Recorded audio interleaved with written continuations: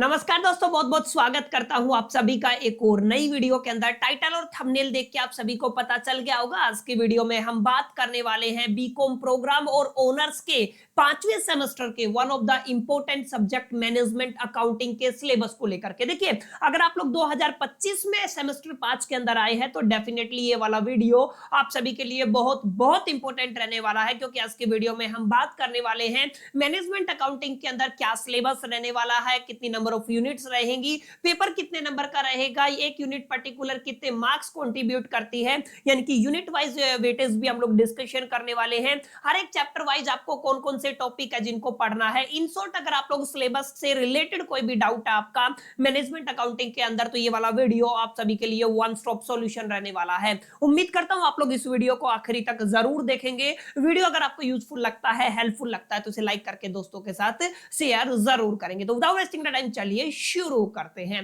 देखिए, जैसा कि मैंने आपको बताया, हम बात कर रहे हैं सेमेस्टर 5 की, और सेमेस्टर 5 के अकॉर्डिंग अगर आप लोग डीएससी वाले सब्जेक्ट की बात करते हैं, यानी कि डिसिप्लिन वाले सब्जेक्ट की बात करते हैं, तो 3 सब्जेक्ट आपके पास आते हैं। इनकम टैक्स के अलावा जो दूसरा सबसे इंपॉर्टेंट सब्जेक्ट रहता है वो आपका मैनेजमेंट अकाउंटिंग रहने वाला है। अच्छा, चाहे आप रेगुलर के बच्चे हो, चाहे आप लोग एसवाल के बच्चे हो, आपका सिलेबस करीब करीब सेम रहने वाला है। तो एसवाल वाले बच्चे भी इस वीडियो को देख सकते हैं। देखिए, मैनेजमेंट अकाउंटिंग के अंदर अगर आप लोग ध्यान से देखेंगे तो आप लोग पाएंगे एग्जैक्टली कि हम बात करने वाले हैं यहाँ पे टोटल नंबर ऑफ यूनिट्स की। जैसे कि आप लोगों को पता है, क्योंकि ये जो सब्जेक्ट है ये आपका डीएससी का सब्जेक्ट है, तो टोटल आपके 90 मार्क्स का यहाँ पे पेपर रहने वाला है। क्लियर? इस बात को आपको ध्यान में रखना है। जो आपका मैनेजमेंट अकाउंटिंग है उसका 90 नंबर का पेपर होगा, जिसके लिए अगर मैं टाइम पीरियड की बात करूं तो आपको टोटल 3 घंटे का टाइम दिया जाएगा आपके फाइनल एग्जामिनेशन के अंदर। अगर पेपर के अंदर क्वेश्चंस की बात करते हो तो आपको 5 क्वेश्चन मिलेंगे अलोंग विद इंटरनल चॉइस, माने आपको टोटल 10 क्वेश्चन मिलेंगे,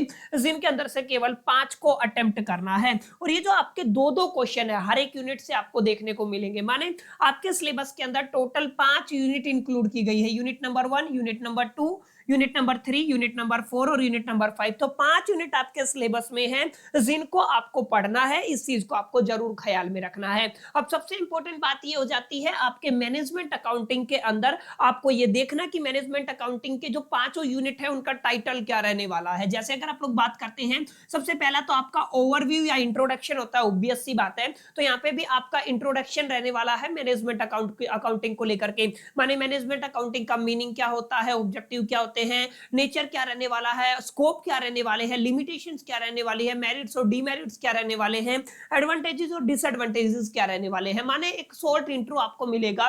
किसके अंदर बात कर रहे हैं हम लोग? पहली यूनिट के अंदर। अगर आप लोग दूसरी यूनिट की बात करते हो तो यहाँ पे budgetary control and the standard costing system आपको पढ़ना है। काफी इंपॉर्टेंट और सबसे मैक्सिमम मार्क्स कंट्रीब्यूट करने वाली यूनिट रहेगी यूनिट नंबर 2, जिसका टाइटल मैं दोबारा से रिपीट करता हूं, आप लोग देख पा रहे होंगे, budgetary control and the standard costing system. इस चीज को आपको ध्यान में रखना। अगर आप लोग देखेंगे यूनिट 3 की बात है तो यूनिट 3 आपका मार्जिनल कॉस्टिंग रहने वाला है, यूनिट 4 आपका डिसीजन मेकिंग रहने वाला है, और यूनिट 5 आपका परफॉर्मेंस मैनेजमेंट रहने वाला है। कुल मिलाकर के 5 यूनिट है, और पांचों यूनिट का जो कंट्रीब्यूशन है वो अनइक्वल रहने वाला है, नॉन यूनिफॉर्म रहने वाला है। माने अगर आप लोग ध्यान से देखेंगे, जो आपको इंट्रोडक्शन पहली यूनिट है वो 9 नंबर की आएगी आपके फाइनल एग्जामिनेशन के अंदर। क्लियर है? अगर आप लोग देखेंगे दूसरी यूनिट आपको 36 नंबर की देखने को मिलेगी। क्लियर है?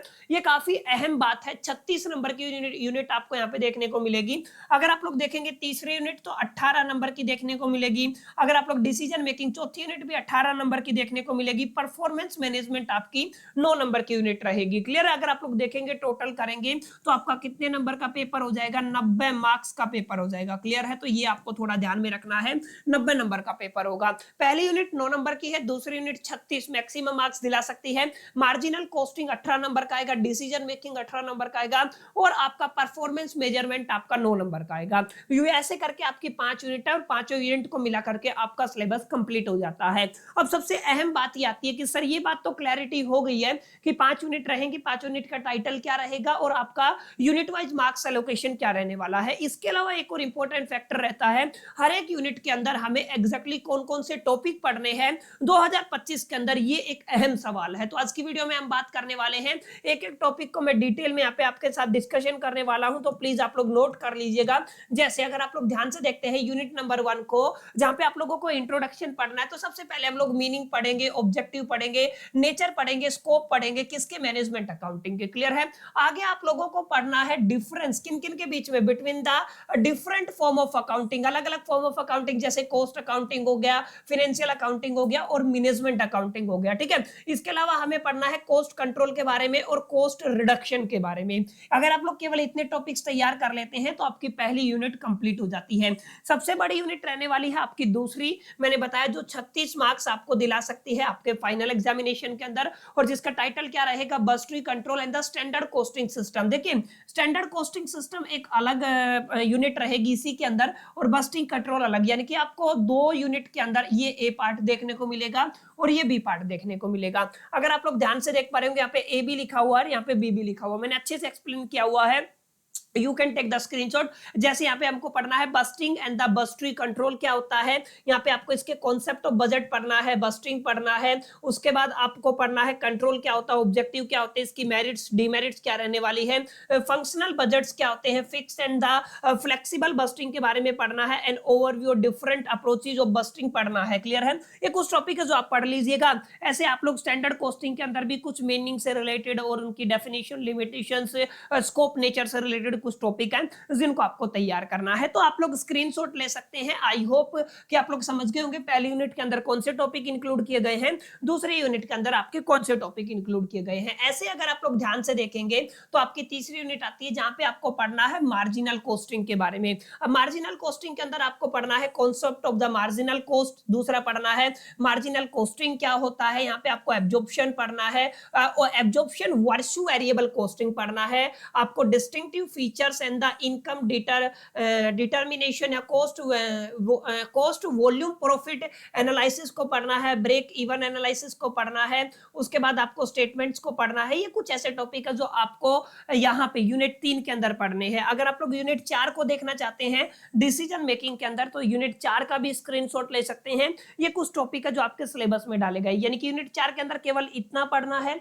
यूनिट 3 के अंदर केवल इतना पढ़ना है। ऐसे ही जो छोटी सी यूनिट है आपकी यूनिट नंबर 5 परफॉर्मेंस मेजरमेंट, इसके अंदर कुछ 4-5 टॉपिक है जिनको आप लोग तैयार कर सकते हैं और अपने फाइनल एग्जामिनेशन के अंदर बेहतर स्कोर कर सकते हैं। क्लियर? तो ये 5 यूनिट है माय डियर फ्रेंड्स। पांचों यूनिट के सिलेबस के बारे में हम लोगों ने डिस्कशन किया, मैनेजमेंट अकाउंटिंग की हम लोग बात कर रहे हैं, मार्क्स डिस्ट्रीब्यूशन की बात की, और कौन कौन से अलग अलग टॉपिक हैं जिनको आप लोग तैयार कर सकते हैं, इस मुद्दे पर चर्चा की। अब एक सवाल और आता है कि सर हम एग्जैक्टली इस सब्जेक्ट के लिए कौन सी बुक लेकर चले। तो देखिए काफी बुक मार्केट में अवेलेबल है, आप लोग एक मैं आपको सजेस्ट करता हूं, आप लोग जे.आर. मोंगा की किताब ले सकते हैं अकॉर्डिंग टू मी। बाकी अगर हमारे रेगुलर व्यूअर है तो आप सभी को पता है जितना भी हम लोग लेक्चर कंडक्ट कराते हैं उन सबके free of notes, free of cost notes आपको प्रोवाइड कर देते हैं, तो आपको एक तरीके से किताब लेने की भी जरूरत नहीं है अगर आप लोग हमारे रेगुलर व्यूअर है। तो इसके लिए आप चैनल को सब्सक्राइब करके बेल आइकन को जरूर प्रेस कर लीजिएगा ताकि अपकमिंग लेक्चर का अपडेट आप सभी को समय रहते पहुंच सके। तो माय डियर फ्रेंड्स, ये छोटा सा वीडियो था जहां पे हम लोगों ने डिटेल में डिस्कशन किया